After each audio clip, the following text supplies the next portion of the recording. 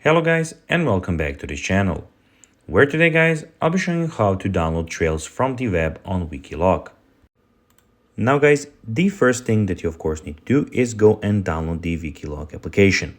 You can of course do it on the Google Play Store or on the App Store, whichever you have. Then when you did that, you just need to go and log into your profile.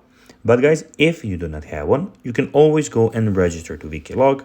But guys, if you do not know how to do that, you can always go to our YouTube channel, where we have plenty of how to Wikiloc videos where you can see how you can do this. Now guys, that we got that out of the way, let's see what we actually have in front of us. So as you can see here, we have the official Wikiloc application where we have a lot of things going on. In the bottom corner, you can see that we have the Explore, where you can go and explore some trails that other people have put, and you can of course go and join them. Also, in the top side of the screen, we have Find Trails, where you can go and type a name of a trail, or you can go to the top right corner and click Filters, where you can filter out any trail that you would like. We have on the next thing is we have the Explore Record Trail, where you can record your trails.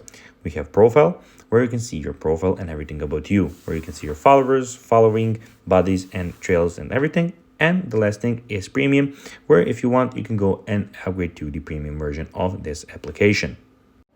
Now guys, let's see how you can actually go and download trails from the web on Wikiloc. Well, to do so, you need to go and find a trail, click on it, then click on Navigate Trail.